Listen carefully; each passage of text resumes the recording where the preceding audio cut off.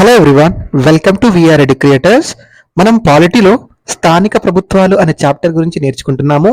Previous వీడియోలో మనం ఈ స్థానిక ప్రభుత్వాల్లో భాగంగా చారిత్రక నేపథ్యం, అదేవిధంగా ముఖ్యమైనటువంటి కమిటీల గురించి నేర్చుకున్నాము. ఈ వీడియోలో మనం 73వ రాజ్యాంగ సవరణ చట్టానికి సంబంధించిన అన్ని ముఖ్యమైన అంశాలు నేర్చుకునే ప్రయత్నం చేద్దాము.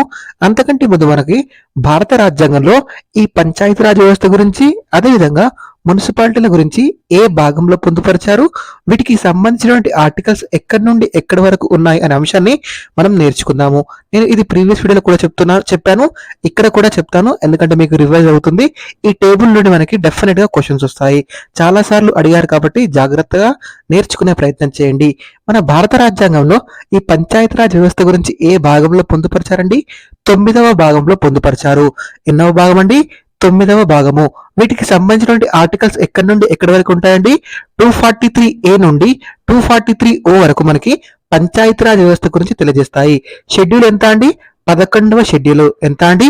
11వ షెడ్యూల్. ఈ 11వ షెడ్యూల్లో పంచాయతీరాజ్లకు సంబంధించినటువంటి 29 విధులను, ఎన్ని విధులండి? 29 విధులను ఇందులో పొందుపరచడం జరిగింది. సో దీనికి సంబంధించినటువంటి సవరణ ఎంత అండి? 73వ రాజ్యాంగ సవరణ చట్టం అనేది ఈ పంచాయతీరాజ్ వ్యవస్థకి రాజ్యాంగ ప్రతిపత్తి గురించి తెలియజేస్తుంది. నెక్స్ట్ మనం మున్సిపాలిటీల గురించి చూద్దామండి. ఈ మున్సిపాలిటీలు భారత రాజ్యాంగంలో ఏ భాగంలో పొందుపరిచారు? 9A 9Aలో పొందుపరిచారు. వీటికి సంబంధించినటువంటి ఆర్టికల్స్ ఎక్కడి నుండి ఎక్కడి వరకు ఉన్నాయి? 243P నుండి 243ZG వరకు మనకి మున్సిపాలిటీల గురించి తెలియజేస్తాయి. ఇది ఏ షెడ్యూల్లో ఉందండి? 12వ షెడ్యూల్లో ఉంది. 12వ షెడ్యూల్లో మున్సిపాలిటీలకు సంబంధించినటువంటి 18 విధులను పొందుపరచడం జరిగింది. దీనికి సంబంధించిన సవరణ ఎంత అండి? 74వ రాజ్యాంగ సవరణ చట్టం అనేది మున్సిపాలిటీల గురించి తెలియజేస్తుంది. ఈ టేబుల్ చాలా చాలా ఇంపార్టెంట్. మనకి ఎగ్జామ్ లో చాలా సార్లు అడిగారు, మళ్ళీ కూడా అడగడానికి అవకాశం ఉంది కాబట్టి జాగ్రత్తగా నేర్చుకోండి. ఇప్పుడు మనం 73వ రాజ్యాంగ సవరణ చట్టం గురించి నేర్చుకుందాము. 73వ రాజ్యాంగ సవరణ చట్టం 1992వ సంవత్సరం. మన దేశంలో పంచాయతీరాజ్ వ్యవస్థకు రాజ్యాంగ ప్రతిపత్తి కల్పించేందుకు ఈ 73వ రాజ్యాంగ సవరణ చట్టం 1992లో చేయడం జరిగింది. ఎంత అండి? 73వ రాజ్యాంగ సవరణ చట్టం 1992లో తీసుకురావడం జరిగింది. ఇది 1993వ సంవత్సరం ఏప్రిల్ 24 నుండి అమల్లోకి వచ్చింది. ఎప్పుడు నుండి? 1993వ సంవత్సరం ఏప్రిల్ 24 నుండి ఈ పంచాయతీరాజ్ చట్టం, నూతన పంచాయతీరాజ్ చట్టం అనేది అమల్లోనికి రావడం జరిగింది. సో మనకు అందుకే ఏప్రిల్ 24 ఎలా జరుపుకుంటారండి? పంచాయతీరాజ్ దినోత్సవంగా జరుపుకుంటారు. ఎలా జరుపుకుంటారు? పంచాయతీరాజ్ దినోత్సవంగా జరుపుకుంటారు. ఇది అమలు జరిగినప్పుడు ప్రధానమంత్రి ఎవరున్నారు? భారత ప్రధానమంత్రిగా ఎవరున్నారంటే పివి నరసింహారావు గారు ఉన్నారండి. ఎవరున్నారండి? పివి నరసింహారావు గారు ఉన్నారు. అదేవిధంగా మన భారత రాష్ట్రపతిగా ఈ చట్టం అమల్లోనికి వచ్చినప్పుడు ఎవరున్నారండి? శంకర్ దయాళ్ శర్మ గారు ఉన్నారు. రాష్ట్రపతిగా వచ్చేసి శంకర్ దయాళ్ శర్మగా ఉన్నారు. ప్రధానమంత్రిగా వచ్చేసి పివి నరసింహారావు గారు ఉన్నారు. ఇది చాలా చాలా ఇంపార్టెంట్ అండి. ప్రీవియస్ గా ఒకసారి గ్రూప్ 1 ప్రిలిమ్స్ లో ఈ క్వశ్చన్ అడిగారు. పంచాయతీరాజ్ చట్టం అమల్లోనికి వచ్చినప్పుడు, 73వ రాజ్యాంగ సవరణ చట్టం అమల్లోనికి వచ్చినప్పుడు ఆనాటి ప్రధానమంత్రి రాష్ట్రపతులను గుర్తించండి అని ఇచ్చి కింద ఆప్షన్స్ లో ఇవ్వడం జరిగింది. కాబట్టి గుర్తుపెట్టుకోండి, ప్రధానమంత్రి వచ్చేసి పివి నరసింహారావు గారు, రాష్ట్రపతి వచ్చేసి శంకర్ దయాళ్ శర్మ గారు. చాలా చాలా ఇంపార్టెంట్, గుర్తుపెట్టుకునే ప్రయత్నం చేయండి. మనకి ఎగ్జామ్ పాయింట్ ఆఫ్ వ్యూలో చాలా చాలా ఇంపార్టెంట్ ఇది. ఏప్రిల్ 24వ తేదీని మనం పంచాయతీరాజ్ దినోత్సవంగా జరుపుకుంటాము. ఏ రోజునండి? ఏప్రిల్ 24వ తేదీని. మనకి పంచాయతీరాజ్ వ్యవస్థ గురించి ఎక్కడ పొందుపరచమండి? భారత రాజ్యాంగంలో 9వ భాగంలో పొందుపరిచారు. షెడ్యూల్ ఎంత అండి? 11వ షెడ్యూల్లో దీని గురించి పొందుపరచడం జరిగింది. 11వ షెడ్యూల్లో పంచాయతీరాజ్ వ్యవస్థకు సంబంధించి 29 విధులు, ఎన్ని విధులండి? 29 విధులను పొందుపరచడం జరిగింది.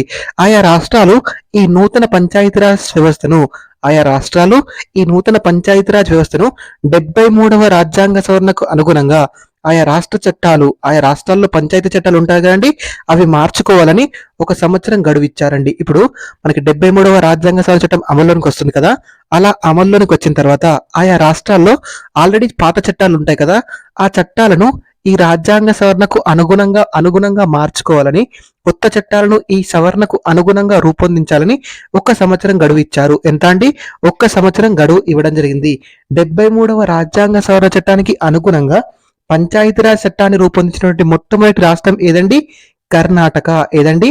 కర్ణాటక రాష్ట్రం అనేది ఈ 73వ రాజ్యాంగ సవరణ చట్టం అమల్లోనికి వచ్చిన తర్వాత దానికి అనుగుణంగా కొత్త పంచాయతీరాజ్ చట్టాన్ని రూపొందించినటువంటి మొట్టమొదటి రాష్ట్రంగా మనకి కర్ణాటక రాష్ట్రం నిలిచింది. ఏ రాష్ట్రం అండి?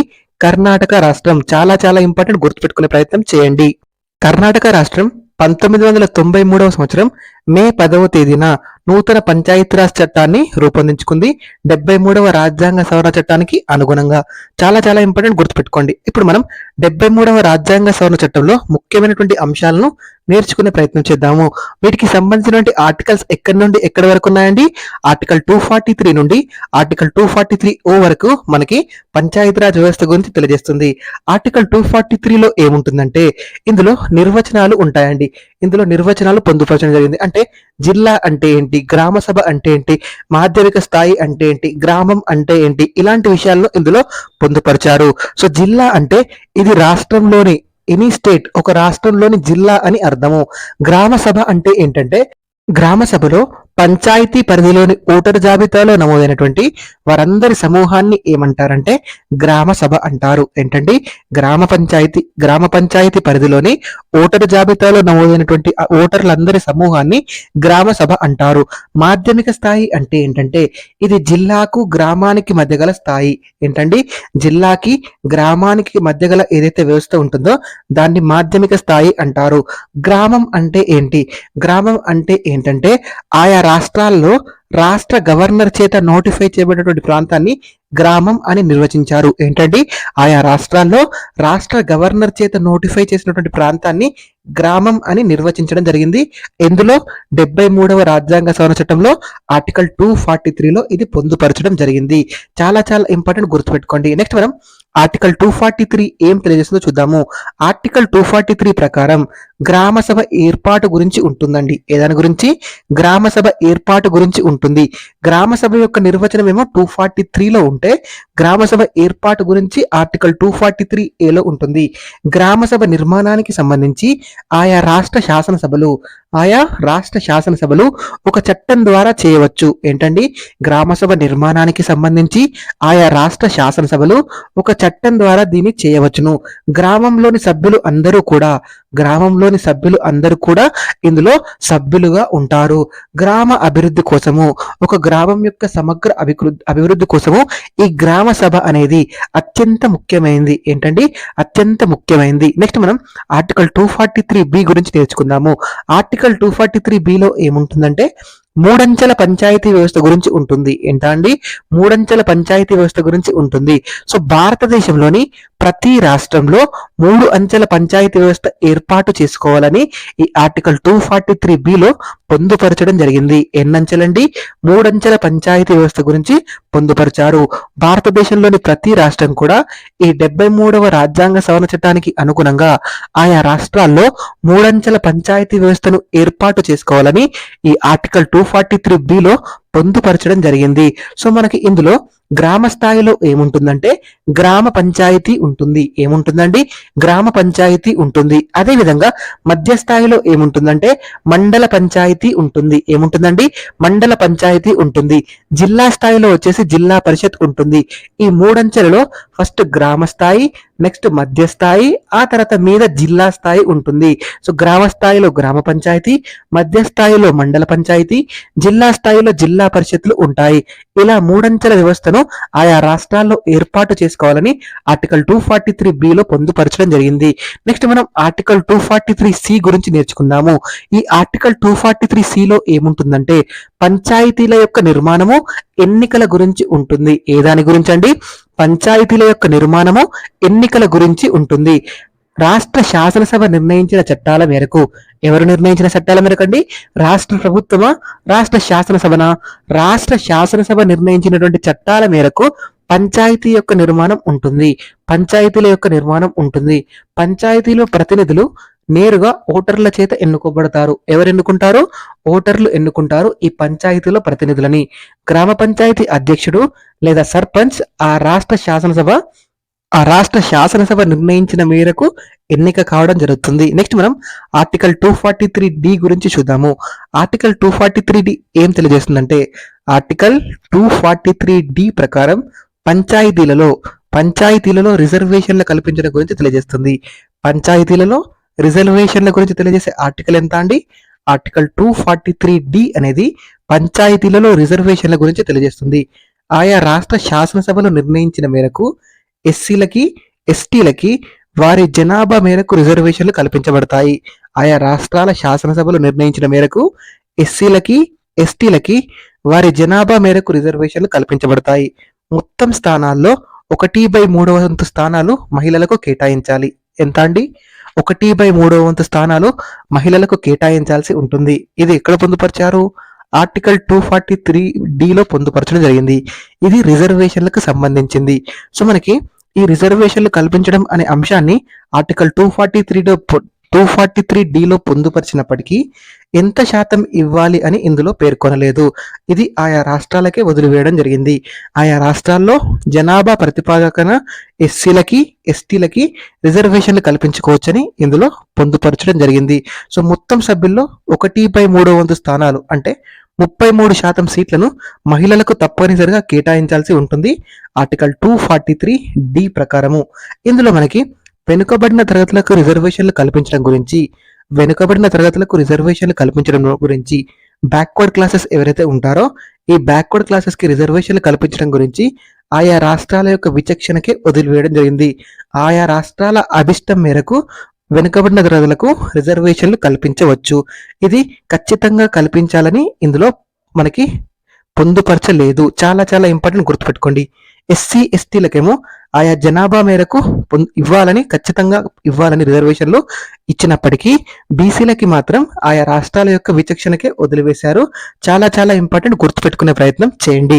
రిజర్వేషన్లు కల్పించడం గురించి ఆయా రాష్ట్రాల యొక్క విచక్షణకే వదిలివేశారు. ఆయా రాష్ట్రాల అభిష్టం మేరకు కల్పించవచ్చును. మనకి 110వ రాజ్యాంగ సవరణ బిల్లు ఎంత అండి? 110వ రాజ్యాంగ సవరణ బిల్లును పంచాయతీరాజ్ వ్యవస్థలో మహిళలకి 50% రిజర్వేషన్లు కల్పించడం కోసం ప్రతిపాదించారు. ఎంత అండి? 110వ రాజ్యాంగ సవరణ బిల్లును పంచాయతీరాజ్ వ్యవస్థలో మహిళలకి 50% రిజర్వేషన్లు కల్పించడం కోసం ప్రతిపాదించారు. కానీ ఈ బిల్లు ఆమోదం పొందలేదు. నంబర్ గుర్తుపెట్టుకోండి, అడగడానికి అవకాశం ఉంది. కానీ దీనికి ఆమోదం లభించిందా? ఆమోదం లభించలేదు.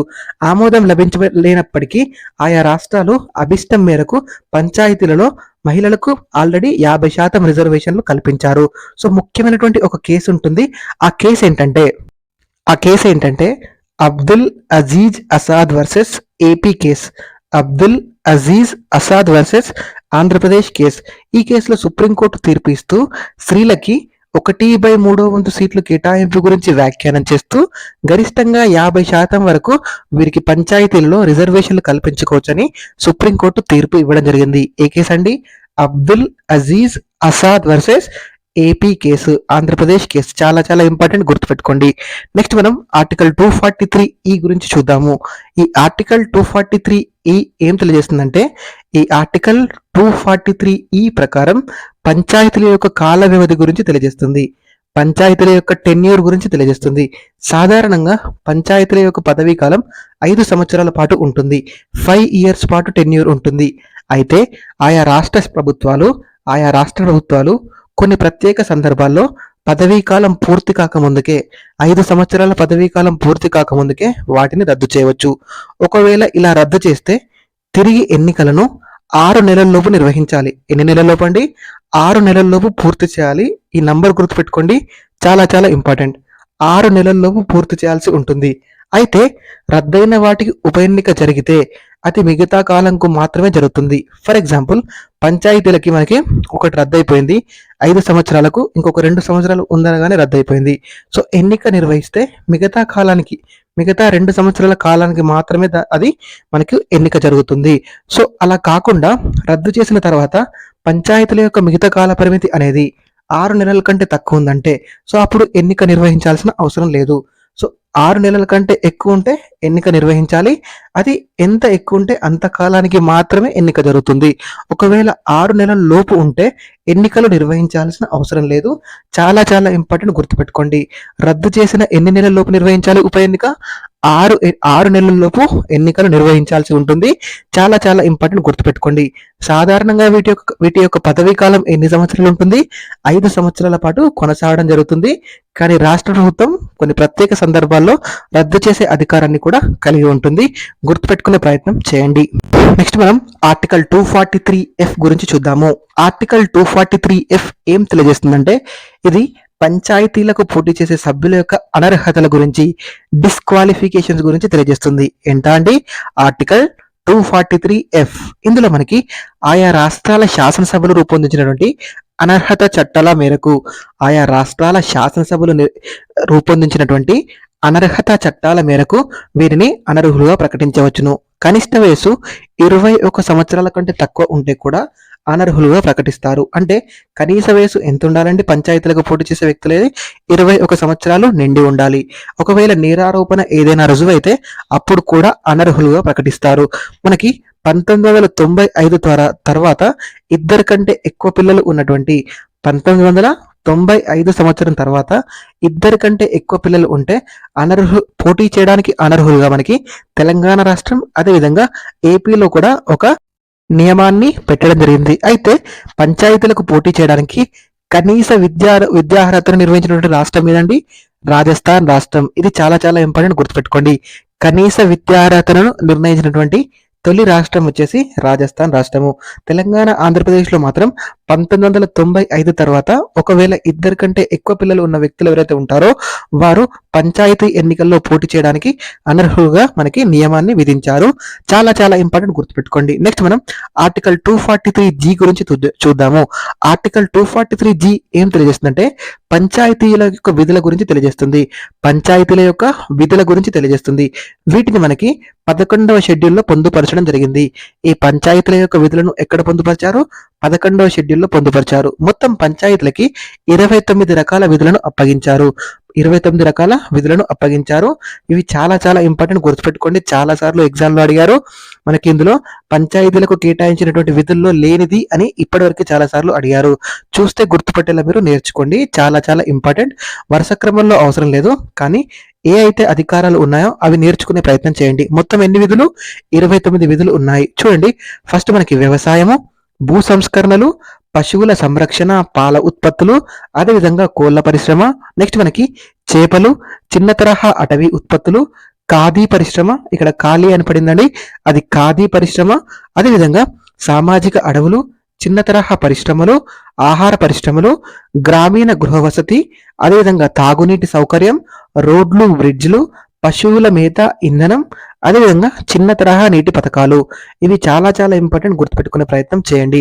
వ్యవసాయము, భూ సంస్కరణలు, పశువుల సంరక్షణ, పాల ఉత్పత్తులు, కోళ్ల పరిశ్రమ, చేపలు, చిన్న తరహా అటవీ ఉత్పత్తులు, ఖాదీ పరిశ్రమ, సామాజిక అడవులు, చిన్న తరహా పరిశ్రమలు, ఆహార, అదేవిధంగా గ్రామీణ గృహ వసతి, తాగునీటి సౌకర్యం కల్పించడము, రోడ్లు, బ్రిడ్జ్లు వంటి సదుపాయాలను కల్పించడం, పశువులకు మేత, ఇంధనం, చిన్న తరహా నీటి పథకాలు. ఇవన్నీ కూడా మనకి పంచాయతీ విధులలో ఉండడం జరుగుతుంది. 29 విధులు ఉంటాయి. ఈ 29 విధులను కూడా మీరు చూస్తే గుర్తుపట్టే విధంగా నేర్చుకోండి. చాలా సార్లు అడిగారు. ఆర్టికల్ ఎంత అండి? ఆర్టికల్ 243Gలో ఈ విధుల గురించి ఉంటాయి. నెక్స్ట్ విధులను చూస్తే మనము 14 మనకి పేదరిక నిర్మూలన పథకాలు, అదేవిధంగా సాంస్కృతిక కార్యక్రమాలు, గ్రంథాలయాలు, వయోజన విద్య, గ్రామీణ విద్యుతీకరణ, సంప్రదాయేతర ఇంధన వనరులు, పారిశ్రామిక శిక్ష, అదేవిధంగా వృత్తి విద్య. నెక్స్ట్ వైద్యము అండ్ విద్యా సౌకర్యాలు, ప్రజా పంపిణీ వ్యవస్థ, పబ్లిక్ డిస్ట్రిబ్యూషన్ సిస్టమ్, సామాజిక ఆస్తుల పర్యవేక్షణ, బలహీన వర్గాల సంక్షేమం, అది ఎస్సీలు, ఎస్టీలు, బ్యాక్వర్డ్ క్లాసెస్, ఇలా బలహీన వర్గాల సంక్షేమం. అదేవిధంగా మహిళా శిశు సంక్షేమం, సామాజిక సంక్షేమం, వ్యాపార ప్రదర్శన, పరిసరాల పరిశుభ్రత, ఆరోగ్యము, కుటుంబ పరిరక్షణ, అదేవిధంగా ప్రైమరీ హెల్త్ సెంటర్ల ఏర్పాటు. ఇవన్నీ కూడా ఈ 29 అధికారాలు కూడా, ఈ 29 విధులు కూడా మనకి పంచాయతీరాజ్ వ్యవస్థకు కల్పించడం జరిగింది. ఎన్నో షెడ్యూల్ అండి? 11వ షెడ్యూల్లో.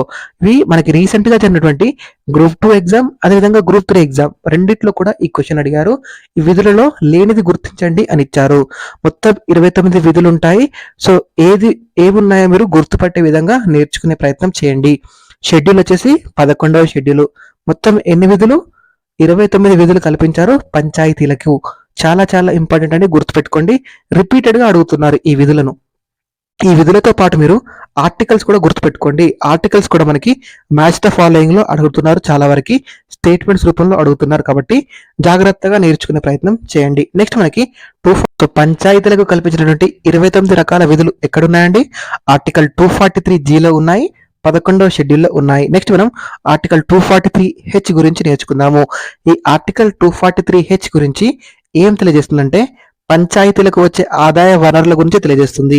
పంచాయతీల యొక్క ఆదాయ వనరుల గురించి తెలియజేస్తుంది. ఇందులో మనకి రాష్ట్ర ప్రభుత్వం కొన్ని రకాల పన్నులు వసూలు చేసే అధికారాన్ని పంచాయతీలకు అందిస్తుంది. ఏంటండి? రాష్ట్ర ప్రభుత్వం కొన్ని రకాల పన్నులను వసూలు చేసి వాటిని పంచాయతీలకు అందించడం జరుగుతుంది. అదేవిధంగా రాష్ట్ర శాసనసభ ఒక చట్టం ద్వారా పంచాయతీలకు కొన్ని పన్నులు విధించే అధికారాన్ని కల్పిస్తుంది. అండ్ గ్రాంట్ ఇన్ ఎయిడ్స్ రూపంలో కూడా మనకి పంచాయతీలకు ఆదాయం రావడం జరుగుతుంది. ఇది చాలా చాలా ఇంపార్టెంట్, గుర్తుపెట్టుకోండి. ఆర్టికల్ 243H వచ్చేసి పంచాయతీలకు వచ్చే ఆదాయ వనరుల గురించి తెలియజేస్తుంది. ఇందులో మనకి రాష్ట్ర ప్రభుత్వం కొన్ని రకాల పన్నులు వసూలు చేసి అది పంచాయతీలకు అందించడం జరుగుతుంది. రాష్ట్ర శాసనసభ ఒక చట్టం ద్వారా పంచాయతీలకు కొన్ని పన్నులు విధించే అధికారాన్ని కూడా కల్పిస్తుంది. ముఖ్యంగా గ్రాంట్ ఇన్ ఎయిడ్ల రూపంలో పంచాయతీలకు నిధులు రావడం జరుగుతుంది. ఎలా అండి? గ్రాంట్ ఇన్ ఎయిడ్ల రూపంలో నిధులు రావడం జరుగుతుంది పంచాయతీలకి. నెక్స్ట్ మనం ఆర్టికల్ 243I గురించి నేర్చుకుందాం. ఎంత అండి? Article 243I. ఈ ఆర్టికల్ 243Iలో ఏముంటుందంటే ఈ ఆర్టికల్ 243I అనేది రాష్ట్ర ఆర్థిక సంఘం గురించి తెలియజేస్తుంది. స్టేట్ ఫైనాన్స్ కమిషన్ గురించి తెలియజేస్తుంది. ఎంత అండి? ఆర్టికల్ 243I ఏముంటుంది? రాష్ట్ర ఆర్థిక సంఘం గురించి ఉంటుంది. రాష్ట్ర ఆర్థిక సంఘాన్ని ఆయా రాష్ట్రాల యొక్క గవర్నర్లు ఏర్పాటు చేస్తారు. ఎవరు ఏర్పాటు చేస్తారు? ఆయా రాష్ట్రాల గవర్నర్లు ఏర్పాటు చేస్తారు. సో దీని యొక్క కాల పరిమితి ఎంత ఉంటుందండి? 5 సంవత్సరాల పాటు ఉంటుంది. 5 సంవత్సరాల కాల వ్యవధికి ఈ రాష్ట్ర ఆర్థిక సంఘాన్ని ఏర్పాటు చేయడం జరుగుతుంది. ఎవరు ఏర్పాటు చేస్తారు? రాష్ట్ర ఆర్థిక సంఘాన్ని ఆయా రాష్ట్రాల యొక్క గవర్నర్లు ఏర్పాటు చేయడం జరుగుతుంది. నెక్స్ట్ మనకి ఆర్టికల్ 243J గురించి చూద్దాము. ఈ ఆర్టికల్ 243J ఏం తెలియజేస్తుందంటే పంచాయతీల యొక్క ఖాతాల ఆడిటింగ్ గురించి తెలియజేస్తుంది. పంచాయతీల యొక్క ఖాతాల ఆడిటింగ్ గురించి తెలియజేస్తుంది. రాష్ట్ర శాసనసభ నిర్ణయించిన మేరకు ఖాతాలు నిర్వహించుకున్నటకు, అదేవిధంగా ఆడిటింగ్ చేసుకోవడానికి ప్రత్యేక వ్యవస్థను ఏర్పాటు చేసుకునే అధికారాన్ని పంచాయతీలకు కల్పించడం జరిగింది. ఎంత అండి? ఆర్టికల్ 243J పంచాయతీల యొక్క ఖాతాలు ఆడిటింగ్ గురించి ఇది తెలియజేస్తుంది. రాష్ట్ర శాసనసభ నిర్ణయించిన మేరకు ఖాతాలు నిర్వహించుకొనుట, ఆడిటింగ్ చేసుకోవడం కోసం ప్రత్యేక వ్యవస్థను ఏర్పాటు చేసుకునే అధికారాన్ని పంచాయతీలకు ఇది కల్పించడం జరిగింది. నెక్స్ట్ మనం ఆర్టికల్ 243K గురించి చూద్దాము. Article 243K. ఈ ఆర్టికల్ 243K అనేది ఏం తెలియజేస్తుందంటే రాష్ట్ర ఎన్నికల సంఘం గురించి తెలియజేస్తుంది. రాష్ట్ర ఎన్నికల సంఘం గురించి తెలియజేస్తుంది. స్టేట్ ఎలక్షన్ కమిషన్ గురించి తెలియజేస్తుంది. ఆర్టికల్ 243K అనేది రాష్ట్ర ఎన్నికల సంఘం గురించి తెలియజేస్తుంది. ఈ రాష్ట్ర ఎన్నికల సంఘం యొక్క ముఖ్య విధి ఏంటండి? రాష్ట్రంలో పంచాయతీ ఎన్నికలు ఏవైతే ఉంటాయో, పంచాయతీలకు ఎన్నికలు ఏవైతే ఉంటాయో, ఈ పంచాయతీల ఎన్నికలు నిర్వహించే బాధ్యత ఎవరికి ఉంటుంది? రాష్ట్ర ఎన్నికల సంఘానికి ఉంటుంది. రాష్ట్రంలో పంచాయతీ ఎన్నికలు నిర్వహించేది ఎవరు? రాష్ట్ర ఎన్నికల సంఘం. దీన్ని ఎవరు నియమిస్తారు? రాష్ట్ర గవర్నర్ గారు నియమించడం జరుగుతుంది. చాలా చాలా ఇంపార్టెంట్, గుర్తుపెట్టుకునే ప్రయత్నం చేయండి. నెక్స్ట్ మనం ఆర్టికల్ 243L గురించి చూద్దాము. ఈ ఆర్టికల్ 243L ఏం తెలియజేస్తుందంటే ఇది కేంద్ర పాలిత ప్రాంతాలు, యూనియన్ టెరిటరీస్ కి ఈ చట్టం యొక్క అనువర్తనం చేయడం గురించి తెలియజేస్తుంది. చట్టాన్ని అనువర్తించడం గురించి తెలియజేస్తుంది. శాసనసభలు కలిగినటువంటి కేంద్రపాలిత ప్రాంతాలు ఏవైతే ఉన్నాయో, శాసనసభలు కలిగినటువంటి కేంద్రపాలిత ప్రాంతాలు ఈ 73వ రాజ్యాంగ సవరణ చట్టాన్ని అనువర్తించుకోవచ్చును. భారత రాష్ట్రపతి ఒక నోటిఫికేషన్ ద్వారా దీనిని అనువర్తింపజేస్తాడు. ఎవరండి? రాష్ట్ర గవర్నరా? లేదు, భారత రాష్ట్రపతి. ఎవరు? భారత రాష్ట్రపతి ఈ యూనియన్ టెరిటరీస్ లో ఈ చట్టాన్ని ఒక నోటిఫికేషన్ ద్వారా అనువర్తింపజేయడం జరుగుతుంది. నెక్స్ట్ మనం ఆర్టికల్ 243M గురించి చూద్దాము. ఆర్టికల్ 243M ఏం తెలియజేస్తుందంటే ఇది ఈ చట్టం యొక్క మినహాయింపు వర్తించే ప్రాంతాల గురించి తెలియజేస్తుంది. అంటే ఈ చట్టం కొన్ని ప్రాంతాలకు వర్తించదు. ఆ మినహాయింపు కల్పించినటువంటి రాష్ట్రాలు ఏవైతే ఉన్నాయో, ప్రాంతాలు ఏవైతే ఉన్నాయో వాటి గురించి ఆర్టికల్ 243M తెలియజేస్తుంది. 73వ రాజ్యాంగ సవరణ చట్టాన్ని కొన్ని రాష్ట్రాలకు మినహాయించడం జరిగింది. అవి ఏంటంటే ఆర్టికల్ 243M సబ్ క్లాస్ 1 ప్రకారం ఆర్టికల్ 244లో పొందుపరచబడినటువంటి షెడ్యూల్డ్ ప్రాంతాలు ఏవైతే ఉంటాయో, ఆర్టికల్ 244లో పొందుపరచబడినటువంటి షెడ్యూల్డ్ ప్రాంతాలు ఏవైతే ఉంటాయో వాటికి ఇది వర్తించదు. నెక్స్ట్ మనకి ఆర్టికల్ 243M సబ్ క్లాస్ 2 ప్రకారం మేఘాలయ, మిజోరాం, నాగాలాండ్ రాష్ట్రాలకు ఇది వర్తించదు. అదేవిధంగా మణిపూర్లోని స్వతంత్ర కౌన్సిల్ ఏవైతే ఉంటాయో, మణిపూర్లోని స్వతంత్ర కౌన్సిల్స్ ఏవైతే ఉంటాయో, అటానమస్ డిస్ట్రిక్ట్స్ ఏవైతే ఉంటాయో, అటానమస్ డిస్ట్రిక్ట్ కౌన్సిల్స్ ఏవైతే ఉంటాయో వాటికి ఈ చట్టం అనేది వర్తించదు. అదేవిధంగా వెస్ట్ బెంగాల్లోని డార్జిలింగ్ అండ్ గుర్ఖాలాండ్ ప్రాంతాలకు ఈ చట్టం అనేది వర్తించదు. ఇవన్నీ కూడా ఎక్కడున్నాయి? ఆర్టికల్ 243M సబ్ క్లాస్ 2లో పొందుపరచడం జరిగింది. ఆర్టికల్ 243M సబ్ క్లాస్ 2లో పొందుపరచడం జరిగింది. సో ఇవన్నీ కూడా మినహాయింపుకు సంబంధించింది. రీసెంట్ గా జరిగినటువంటి గ్రూప్ 2 ఎగ్జామ్ లో 73వ రాజ్యాంగ సవరణ చట్టం మినహాయించినటువంటి రాష్ట్రాలు ఏవి అని మనకు ఎగ్జామ్ లో అడిగారు. దీనికి సంబంధించిన ఆర్టికల్ ఎంత అంటే ఆర్టికల్ 243M. ఆ ప్రాంతాలు ఏవో మీరు డెఫినెట్ గా గుర్తుపెట్టుకోండి. వీటికి వర్తించదు. 244 ఆర్టికల్ 244లో పొందుపరచినటువంటి షెడ్యూల్డ్ ప్రాంతాలు ఏవైతే ఉంటాయో వాటికి వర్తించదు. అదేవిధంగా మేఘాలయ, మిజోరాం, నాగాలాండ్ రాష్ట్రాలకు వర్తించదు. మణిపూర్లోని అటానమస్ డిస్ట్రిక్ట్ కౌన్సిల్స్ ఏవైతే ఉంటాయో వాటికి కూడా ఈ చట్టం వర్తించదు. అదేవిధంగా వెస్ట్ బెంగాల్లోని డార్జిలింగ్, గుర్ఖాలాండ్ ప్రాంతాలకు వర్తించదు. నెక్స్ట్ మనకి ఆర్టికల్ 243N గురించి చూద్దాము. అమలులో ఉన్నటువంటి చట్టాల కొనసాగింపు గురించి ఇది తెలియజేస్తుంది. ఎంత అండి? Article 243N. ఆర్టికల్ 243N అనేది అప్పటి వరకు రాష్ట్రాల్లో అమల్లో ఉన్నటువంటి చట్టాలు ఏవైతే ఉంటాయో వాటి యొక్క కొనసాగింపు గురించి ఇది తెలియజేయడం జరుగుతుంది.